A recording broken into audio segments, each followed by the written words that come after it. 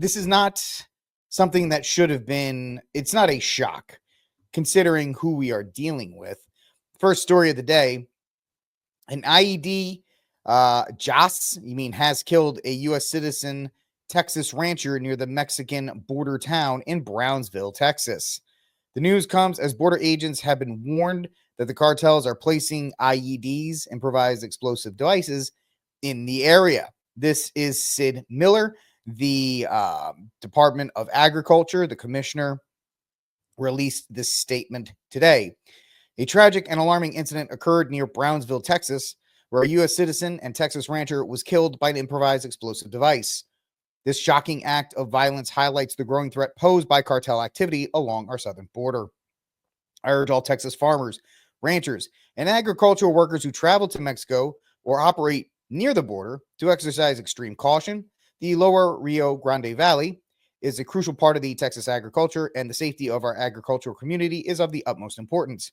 We cannot overlook the rising violence and threats, not only lives, but also the security of our farms, ranches, and rural communities. Sid encourages everyone in the agricultural industry to stay vigilant, remain aware of their surroundings, and report any suspicious activity to law enforcement. Additionally, you can avoid dirt roads in remote areas, refrain from touching unfamiliar objects that could be explosive devices, limit travel to daylight hours, stay on main roads, and avoid cartel-controlled regions. Now, this whole sentence is really it shows how infested the cartels already are in these United States, more beyond anybody's recognition.